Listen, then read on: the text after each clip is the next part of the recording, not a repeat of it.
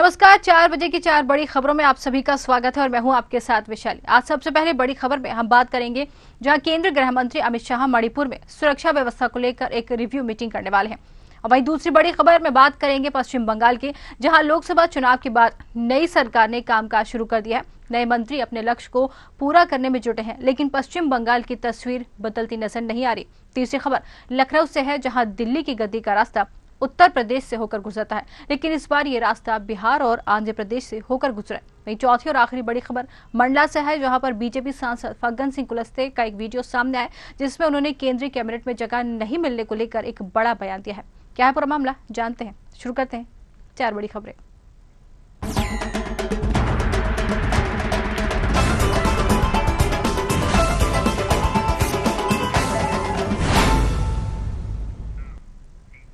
केंद्रीय गृह मंत्री अमित शाह मणिपुर में सुरक्षा व्यवस्था को लेकर एक रिव्यू मीटिंग करने वाले हैं। यह हाई लेवल मीटिंग गृह मंत्रालय के नॉर्थ ब्लॉक में कुछ ही देर में शुरू होने वाली है। स्ट्रेची मणिपुर डीजीपी, साथ ही सेना और अन्य सुरक्षा बलों के अधिकारी भी शामिल हो सकते हैं। एक दिन पहले ही गृह मंत्री शाह ने जम्मू कश्मीर में सुरक्षा को लेकर हाई लेवल मीटिंग की है। इसमें उन्होंने अधिकारियों को आतंकवाद और आतंकियों के मददगारों पर सख्त एक्शन के निर्देश दिए हैं। चलिए इसी पर ज्यादा बातचीत करेंगे। हमारे साथ रमेश शर्मा, जो कि वरिष्ठ पत्रकार हैं, जुड़ गए हैं फोन लाइन पर, उनसे बातचीत करेंगे। रमेश जी, आपका बहुत बहुत स्वागत है। जी धन्यवाद। रमेश जी, जैसा कि यहाँ पर मणिपुर में हिंसा लगातार जारी है और यहाँ पर जम्मू कश्मीर में अब यहाँ पर मीटिंग बुलाई गई थी, अब उसके बाद यहाँ पर एक्शन में नजर आ रहे हैं अमित शाह। यहाँ पर मीटिंग बुलाई गई है, अमित शाह के द्वारा रिव्यू मीटिंग बुलाई गई है। क्या लगता है, कोई बड़ा एक्शन होने वाला है? हाँ जी, निश्चित रूप से हमें किसी बड़े एक्शन की तो उम्मीद रखना ही चाहिए, क्योंकि जिस तरीके से कश्मीर में लगातार 3 दिन घटना घटी है, 9, 10, 11, 12 में, तो स्वाभाविक रूप से एक कड़ा एक्शन वहां पर होना चाहिए। 3-4 साल की शांति के बाद जो हुई, तो वही मुझे लग रहा है गृह मंत्री जी ने किया है। तो ठीक उसी प्रकार लगभग 1 साल से ऊपर हो गया है, मणिपुर शांत नहीं हो रहा।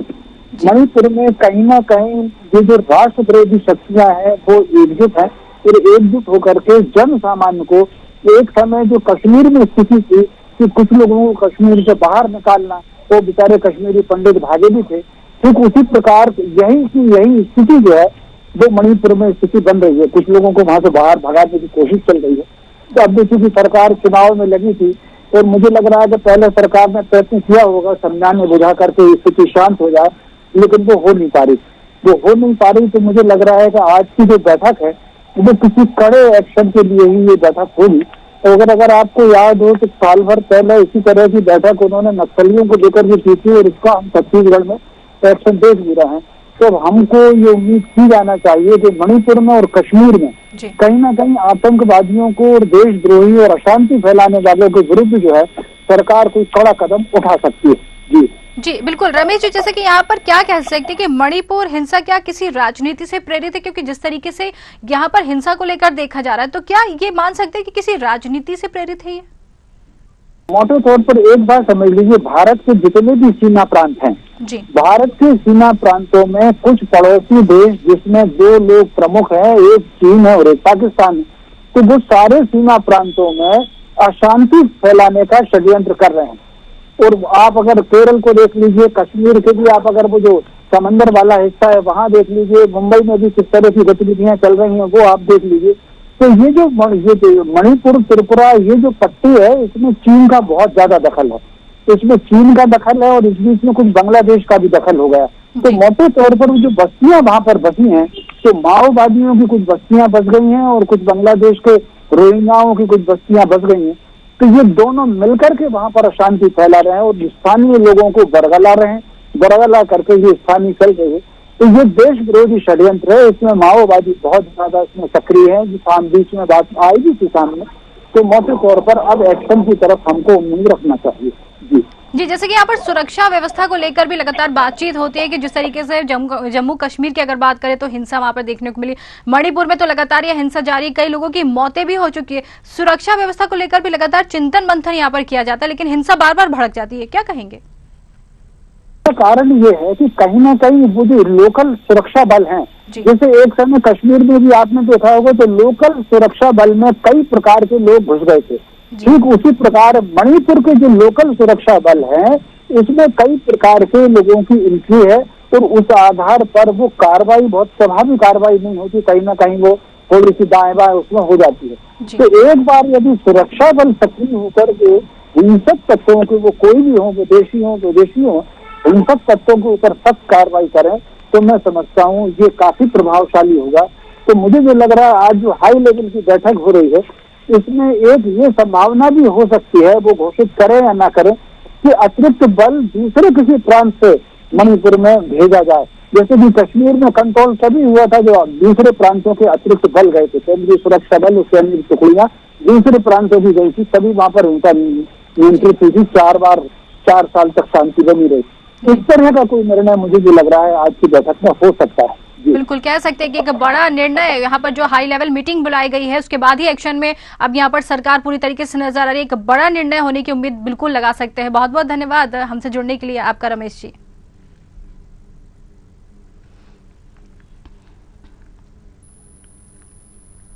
चलिए दूसरी खबर में बात करेंगे। लोकसभा चुनाव के बाद नई सरकार ने कामकाज शुरू कर दिया है। नए मंत्री अपने लक्ष्य को पूरा करने के लिए जुट गए हैं।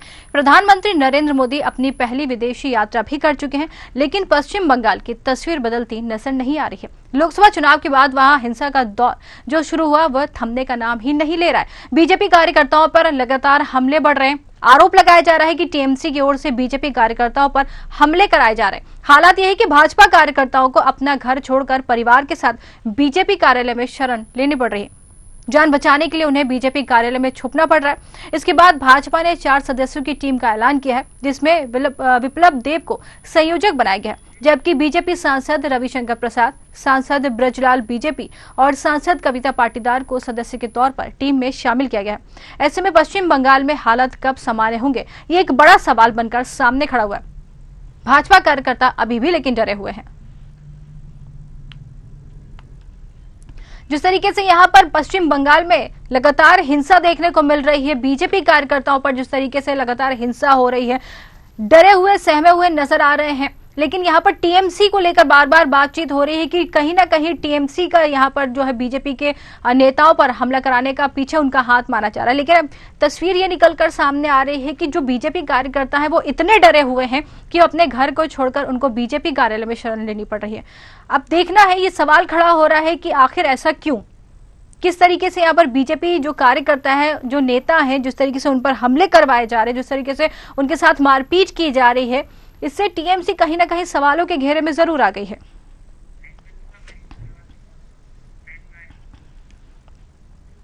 चलिए इसी पर ज्यादा बातचीत करेंगे। हमारे साथ मनीष अग्रवाल जो कि राजनीतिक विश्लेषज्ञ हैं, जुड़ गए। मनीष जी, आपका बहुत बहुत स्वागत है।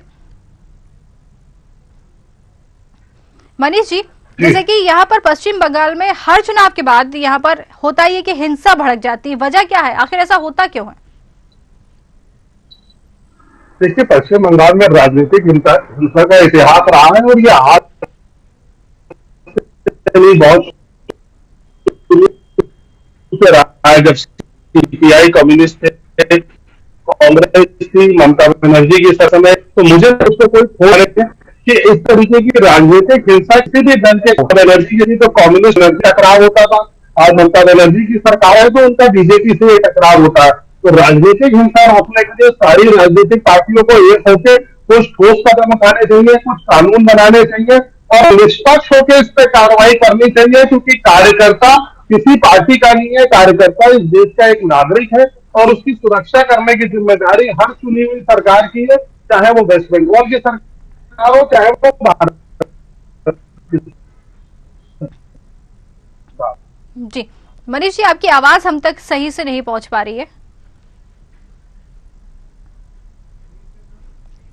जी मनीष जी से एक बार फिर संपर्क करने की कोशिश करेंगे, लेकिन आपको बता दें कि लगातार यहाँ पर जो है पश्चिम बंगाल में बीजेपी कार्यकर्ताओं के साथ जिस तरीके से मारपीट की जा रही, जिस तरीके से उनके ऊपर हमले हो रहे हैं, उसको लेकर कहीं ना कहीं टीएमसी को जिम्मेदार माना जा रहा है। कहा जा रहा है कि यहाँ पर टीएमसी इसकी जिम्मेदार होती हुई नजर आ रही है। निशाने पर जो है टीएमसी के बीजेपी कार्यकर्ता आ गए हैं। हालात ये हैं कि बीजेपी कार्यकर्ताओं को वहां छुपने के लिए, अपने घर छोड़कर छुपने के लिए बीजेपी कार्यालय का सामने यहाँ पर शरण लेनी पड़ रही है। चलिए एक बार और रुक करेंगे, हमारे साथ मनीष अग्रवाल जी जुड़े हुए थे। मनीष जी, आपको आवाज आ रही है? जी मनीष जी, जैसे कि अब जी मनीष जी, जैसे कि अब जो जिस तरीके से यहाँ पर पश्चिम बंगाल में मारपीट की जा रही है बीजेपी कार्यकर्ताओं के साथ, तो क्या लगता है इस पूरे मामले में अब राज्यपाल हस्तक्षेप करते हुए नजर आएंगे?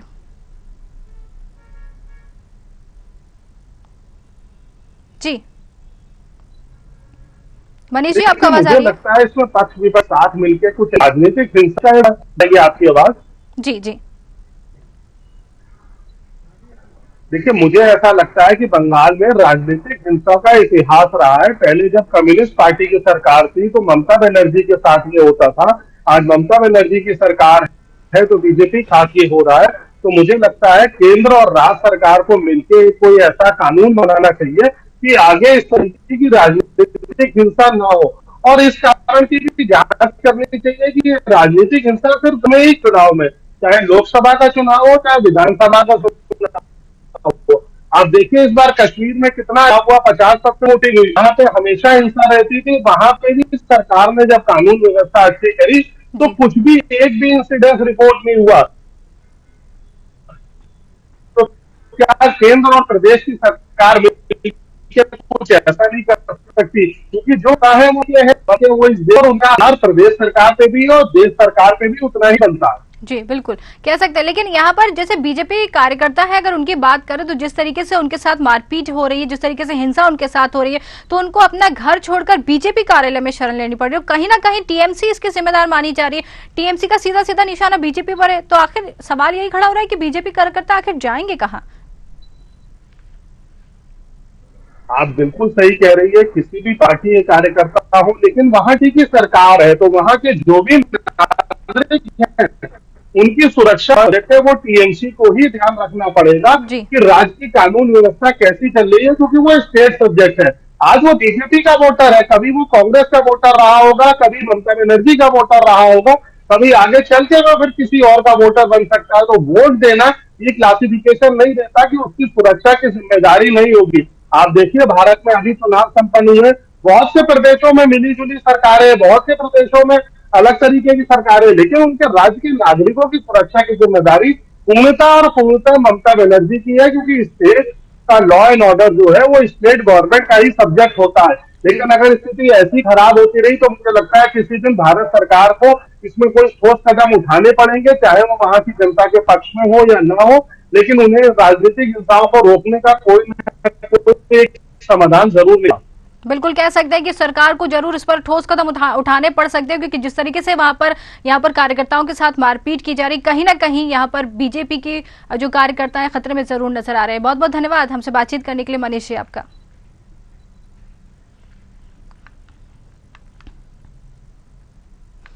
तीसरी खबर में बात करेंगे दिल्ली की। कहते हैं दिल्ली की गद्दी का रास्ता उत्तर प्रदेश से होकर गुजरता है, लेकिन इस बार ये रास्ता बिहार और आंध्र प्रदेश से होकर गुजरा है। नीतीश कुमार चंद्रबाबू नायडू के साथ की बदौलत केंद्र में एनडीए की सरकार बनी है।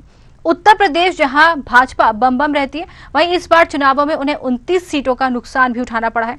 इससे सीएम योगी की लोकप्रियता को भी धक्का लगा है। फिलहाल ये नुकसान क्यों हुआ, इस पर समीक्षा और मंथन जारी है। खराब परफॉर्मेंस पर केंद्रीय नेतृत्व में प्रदेश के आला कमान से रिपोर्ट तलब की गई है। रिपोर्ट के आधार पर जल्द ही संगठन से लेकर सरकार तक में बड़ा बदलाव देखने को मिल सकता है। केंद्रीय नेतृत्व का बड़ा एक्शन उत्तर प्रदेश संगठन में देखने को मिल सकता है। 2022 विधानसभा चुनाव के बाद घोसी सीट पर उपचुनाव हुआ था, जहां भाजपा प्रत्याशी की हार हुई थी। अब लोकसभा चुनाव में भी भाजपा की न सिर्फ सीटें घटी हैं, बल्कि वोट शेयर का ग्राफ भी गिर गया है। अब चर्चा है कि उत्तर प्रदेश बीजेपी अध्यक्ष भूपेंद्र सिंह चौधरी और संगठन महामंत्री धर्मपाल सिंह को पूर्वांचल में मिली हार का खामियाजा उठाना पड़ सकता है। माना जा रहा है कि इन दोनों नेताओं के पद पर तलवार लटक रही है। लोकसभा चुनाव में बीजेपी को सबसे ज्यादा नुकसान पूर्वांचल में हुआ है।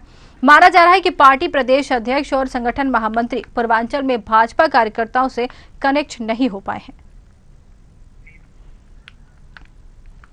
जैसे कि यूपी की अगर बात करें तो 80 की 80 सीटें यहां पर जिस तरीके से मिलने की बात कही जा रही थी, लेकिन यहां पर एक बड़ा नुकसान बीजेपी को यूपी से उठाना पड़ा है।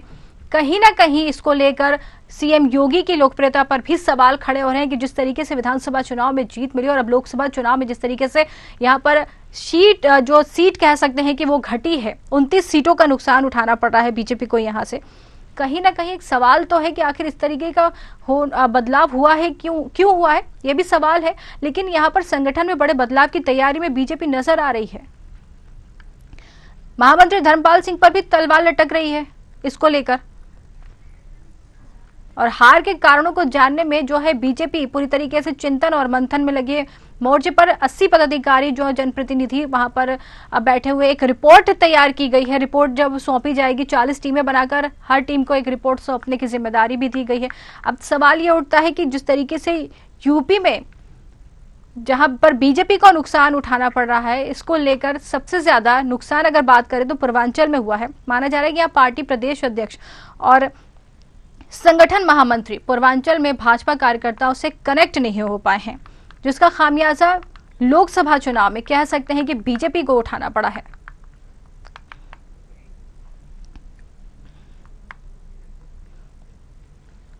यहां पर यह भी कह सकते हैं कि महामंत्री धर्मपाल सिंह और पूर्वांचल में उनको मिली हार का खामियाजा उठाना पड़ रहा है। माना जा रहा है कि इन दोनों नेताओं के पद पर तलवार लटक रही है। लोकसभा चुनाव में बीजेपी को सबसे ज्यादा नुकसान पूर्वांचल से ही हुआ था, इसको लेकर अब दो नेताओं के नाम सामने आ रहे हैं जिन पर तलवार लटकती हुई नजर आ रही है। अब संगठन में क्या किसी तरीके के बदलाव की उम्मीद यहां पर जता सकते हैं? चर्चा है कि उत्तर प्रदेश में बीजेपी अध्यक्ष भूपेंद्र सिंह चौधरी और संगठन महामंत्री धर्मपाल सिंह को पूर्वांचल में हार का खामियाजा उठाना पड़ा है। चलिए ज्यादा जानकारी लेंगे, हमारे साथ हमारे संवाददाता प्रशांत राव लखनऊ से जुड़ गए हैं। जी प्रशांत, जैसे 29 सीटों का नुकसान यहां पर बीजेपी को उठाना पड़ा है, तो बीजेपी को 29 में से इसमें लेकर अब मंथन कहा जा रहा है कि मंथन का दौर भी शुरू हो गया है। मंथन लगातार जारी है कि आखिर 29 की 29 सीटें किस तरीके से यहां पर बीजेपी के हाथों से चली गई है। बड़ा नुकसान यहां पर मिला है। कहीं ना कहीं सीएम योगी के ऊपर भी सवाल खड़े हो रहे, लोकप्रियता उनकी कम होती नजर आ रही है। क्या लगता है अब इसका कोई निचोड़ निकलेगा? वैशाली, बिल्कुल देखिए, ये आंकड़ा अभी से नहीं है। अभी से अगर 2017 का चुनाव देखा जाए, जिस तरीके से भारतीय जनता पार्टी ने उत्तर प्रदेश में प्रचंड जीत हासिल की और उसके बाद 2019 में यहाँ लोकसभा चुनाव जीता गया, लेकिन 2022 का जब उत्तर प्रदेश में विधानसभा चुनाव हुआ तो यहाँ भारतीय जनता पार्टी का वोट बैंक गिरा और उसको लेकर भारतीय जनता पार्टी में चिंता रही। लेकिन यह आंकड़ा लगाया जाता रहा है कि 2024 के लोकसभा चुनाव में भारतीय जनता पार्टी यहाँ की 80 सीटों में कम से कम 75 सीटें जीतने का दावा लगातार करती रही है। मंच पर 80 सीटें जीतने का दावा था, लेकिन उत्तर प्रदेश में जिस तरीके 2024 में लोकसभा चुनाव संपन्न हुए और यहाँ भारतीय जनता पार्टी को 29 सीटें गंवानी पड़ी। ये विषय बना हुआ है। हालांकि लगातार जिस तरीके से मुख्यमंत्री योगी आदित्यनाथ के ऊपर एक ठीकरा पड़ा जा रहा है, उसमें पूरी ईमानदारी से कहा जाए कि मुख्यमंत्री योगी आदित्यनाथ जिम्मेदार नहीं है। मुख्यमंत्री योगी आदित्यनाथ ने उत्तर प्रदेश के सभी 75 कम से कम अगर औसतन देखा जाए, उन्होंने 6 दौरे किए हैं अपने के दौरान। इसके साथ ही लगातार तमाम योजनाओं की सौगात भी देते रहे हैं, जनप्रतिनिधियों से मिलते भी रहे हैं। वहाँ की प्रशासनिक व्यवस्थाओं को सुधार करने को लेकर भी उन्होंने काम किया है। और ऐसे में क्योंकि पब्लिक की जो नाराजगी थी वो अपने स्थानीय सांसद से और स्थानीय जनप्रतिनिधियों से थी, और खासकर अगर संगठन की बात की जाए तो अंदरूनी तौर पर यह बातें भी निकल कर आ रही हैं कि भारतीय जनता पार्टी का संगठन अपने नेताओं से और खासकर उत्तर प्रदेश के अधिकारियों से नाराज था। 2 जगह के वाकये ऐसे हैं जहां पर संगठन के सेक्टर अध्यक्ष और बूथ अध्यक्ष ने प्रशासन से परेशान होकर आत्मदाह भी कर लिया था। तो यह सब बातें जो है भारतीय जनता पार्टी को नुकसान देने का कारण उत्तर प्रदेश में बनी है। हालांकि अगर पूर्णतः जिम्मेदारी देखी जाए कि भारतीय जनता पार्टी के संगठन में पहली जिम्मेदारी संगठन महामंत्री की होती है और इसके साथ ही बराबर की जिम्मेदारी प्रदेश अध्यक्ष की भी होती है कि कार्यकर्ताओं की बात का मान सम्मान रखते हुए सरकार के बीच समन्वय बनाते हुए जनहित के मुद्दों को संपन्न कराएं और जनहित के मुद्दों पर ध्यान दिया जाए। लेकिन उत्तर प्रदेश में चौधरी भूपेंद्र सिंह जी को जब से कमान दी गई है, चौधरी भूपेंद्र सिंह की कमान लेते ही यहाँ नगर निगम के चुनाव थे, यानी कि नगर क्षेत्र के चुनाव थे, तो वहां भी भारतीय जनता पार्टी को नुकसान देखने को मिला। हालांकि नगर निगम की सीटें जीती, लेकिन नगर पालिका और नगर पंचायत के साथ ही वार्ड पार्षदों में भी भारतीय जनता पार्टी को उतना फायदा नहीं हुआ है। तो यह सबसे पहला उनका चुनाव था, ये चुनौती थी, लेकिन उसमें भी वो पास नहीं हो पाए। इसके साथ ही और यहाँ उपचुनाव भी हुआ, घोषणी उपचुनाव भी भारतीय जनता पार्टी ने यहाँ हारा। इसके साथ ही अगर 24 की बात कर ली जाए लोकसभा में, तो यह भी चौधरी भूपेंद्र सिंह के ऊपर आरोप लगते रहे हैं। उनके पदाधिकारियों ने अंदरूनी तौर पर शीर्ष पदाधिकारियों से शिकायत की कि वह उतना महत्व तो नहीं देते हैं। इसके साथ ही चौधरी भूपेंद्र सिंह की जो मीडिया से दूरी भी रही है, वो प्रमुख मीडिया के संपर्क में रहे, उसके बाद ही उन्होंने जो अन्य मीडिया की कैटेगरी में चाहे टीवी चैनल हो, अखबार हो, उतना तवज्जो नहीं दिया है। तो जनहित तक जो बातें भारतीय जनता पार्टी संगठन की पहुंचनी चाहिए थी, वह उतनी कारगर तरीके से नहीं पहुंच पाई। साथ ही साथ संगठन मंत्री जो यहाँ धर्मपाल सिंह है, उनका जुड़ाव भी शायद कार्यकर्ताओं के बीच में इतना नहीं रह पाया है। इसीलिए जो अंदरूनी खबरें थी वो भारतीय जनता पार्टी नहीं भांप पाई, लिहाजा यहाँ 29 सीटों का नुकसान भारतीय जनता पार्टी को झेलना पड़ा है। और यह समीक्षा बैठक भी बैठाई गई है और इसके साथ ही समीक्षा बैठक में जो भी रिपोर्ट आएगी, तो यह माना जा रहा है कि उत्तर प्रदेश में भारतीय जनता पार्टी के प्रदेश अध्यक्ष और संगठन महामंत्री पर गाज गिरना तय हो सकता है। क्योंकि यह जो आंकड़े हैं और यह जो रिजल्ट आया है, उससे निश्चित तौर से 2027 में भारतीय जनता पार्टी को नुकसान झेलना पड़ सकता है। ऐसे में भारतीय जनता पार्टी अगर केंद्रीय नेतृत्व की बात की जाए तो उत्तर प्रदेश में बड़ा बदलाव कर सकती है। और इसके साथ ही उत्तर प्रदेश में जहां लोकसभा क्षेत्रों में चुनाव हो रहे थे, वहां पर भीतरघासियों की भी रिपोर्ट मंगाई गई है, तो बड़े पदाधिकारियों पर भी गाज गिरना तय हो सकता है। और इसके साथ ही कई जनप्रतिनिधि हैं, उनके पर भी भारतीय जनता पार्टी गाज गिरा सकती है, ताकि आगामी समय पर एक नया संदेश दिया जाए कि भारतीय जनता पार्टी के प्रति निष्ठावान होकर, संकल्पित होकर, सक्रिय होकर काम करने वाले लोगों को ही भारतीय जनता पार्टी में जगह दिखेगी। और इसके साथ ही जो मुख्यमंत्री योगी आदित्यनाथ के ऊपर लगातार जो ये कहा जा रहा है कि उनकी लोकप्रियता गिरेगी, निश्चित तौर से देखिए यहाँ पर मुख्यमंत्री योगी आदित्यनाथ की कोई लोकप्रियता गिरती हुई नजर नहीं आ रही है, क्योंकि मुख्यमंत्री अभी भी लगातार सक्रिय हैं, जनता दर्शन करते रहे हैं, जनता दर्शन में लोगों की समस्याएं सुनते रहे हैं, आज भी लगातार वो सक्रिय है सभी कार्यों को लेकर। यहाँ जो सबसे बड़ी निरंकुशता रही है वो उत्तर प्रदेश प्रशासन में की रही है, अधिकारियों की रही है। और इसके साथ ही जिम्मेदार सांसद, विधायक और जो एमएलसी रहे हैं, उन्होंने पार्टी संगठन को उतना ध्यान नहीं दिया है। और यही कलह अंदर कहीं ना कहीं छोटे कार्यकर्ताओं को पेरती रही है कि उनको तवज्जो ना दिया जाना। और इसके साथ ही मतदाता जो बूथ अध्यक्ष से लेकर सेक्टर अध्यक्ष, मंडल अध्यक्ष और जिला अध्यक्ष तक अपनी बातें पहुंचाते थे, उन पर अमल नहीं हो पाया है। हालांकि पार्टी क्योंकि सत्ता में थी, तो ऐसे में कोई भी पदाधिकारी खुलकर कोई बात नहीं कहना चाहता था। अभी भी कई गुप्त बातें वो लोग दबा रखे हैं कि किसी तरीके से पार्टी की इज्जत बनी रहे, लेकिन बात निकलकर यही सामने निकल कर आ रही है कि कहीं ना कहीं प्रशासन के द्वारा समन्वय स्थापित ना होना और बड़े पदाधिकारियों के द्वारा छोटे पदाधिकारियों की बात ना सुनना या उन्हें महत्व ना दिया जाना, मतदाताओं की जो मांगे थी क्षेत्रीय स्तर पर हो या अन्य स्तर पर हो, उस पर अमल ना होना, यही कारण रहा कि भारतीय जनता पार्टी को यहाँ 29 सीटों पर नुकसान झेलना पड़ा है। इसमें सीधे सीधे कहीं भी मुख्यमंत्री को आरोपी नहीं कह सकते हैं या उनकी लोकप्रियता में कमी नहीं कह सकते हैं। इसमें संगठन और पदाधिकारियों के साथ ही जनप्रतिनिधियों की बड़ी जिम्मेदारी थी, क्योंकि जनप्रतिनिधि अपने क्षेत्र में रहते हैं, वहाँ की जन समस्याएं सुनते हैं, उनका निराकरण अधिकारियों से कराते हैं। और यह कहीं देखा जाए कि जनप्रतिनिधियों की अनदेखी ही सबसे बड़ा कारण रहा है कि भारतीय जनता पार्टी को यह नुकसान झेलना पड़ा है। बिल्कुल बिल्कुल, बहुत बहुत धन्यवाद प्रशांत, हमसे बातचीत करने के लिए, तमाम जानकारी हम तक पहुंचाने के लिए।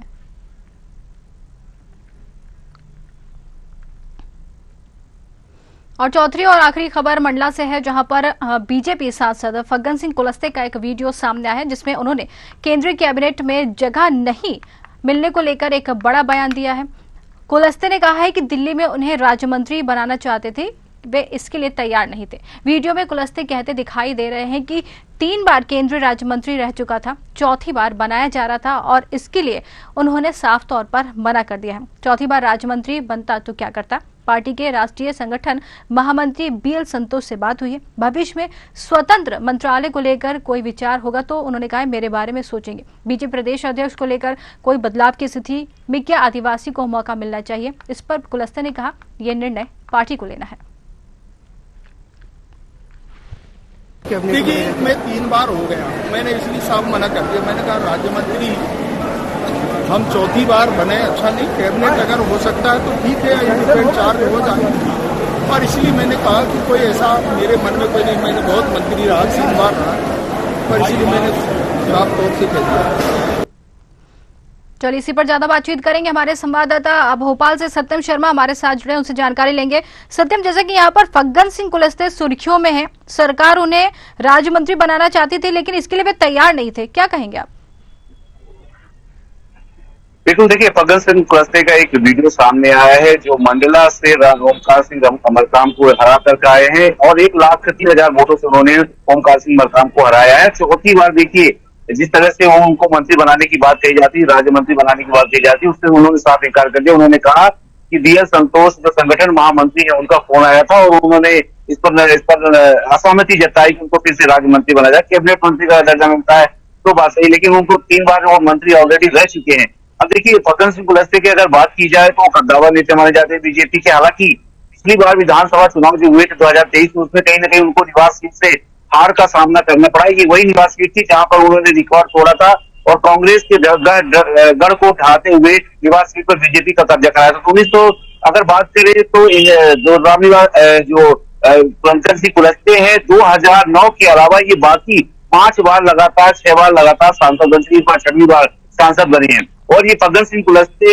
की जो 2009 में 2012 को छोड़ दिया जाए तो बाकी समय पर बने, 2012 में इनको राज्यसभा की तरफ से भेजा गया तो फग्गन सिंह कुलस्ते से और सवाल जो मीडिया ये जो एक अध्यक्ष पद को लेकर बात की गई उसमें भी उन्होंने साफ तौर पर कहा कि अध्यक्ष पद का निर्णय कहीं ना कहीं संगठन और राष्ट्रीय नेतृत्व करता है। और जिस तरह से उनका एक वीडियो वायरल हो रहा है कि वो राज्यसभा जो राज्य मंत्री उसका पद नहीं चाह रहे थे, उसके बाद अन्य जो लोग हैं 2 दलित और 2 OBC और एक जो नेता को जिस तरह से कैबिनेट में दर्जा में जगह मिली, प्रधानमंत्री मंत्रिपरिषद में जगह मिली, तो कहीं ना कहीं ये उसका एक विवाद जो बयान है वो सामने आया और बयान से साफ होता है कि उनकी मंशा नहीं थी कि उनको जो मोदी परिषद है उसमें राज्य मंत्री का दर्जा मिले। तो साफ तौर पर इस तरह के बयान अभी जी सत्यम सत्यम से हमारा संपर्क टूट गया, लेकिन कहीं ना कहीं ये बात निकलकर सामने आई कि फग्गन सिंह कुलस्ते जो है यहाँ पर सुर्खियों में जरूर नजर आ रहे हैं।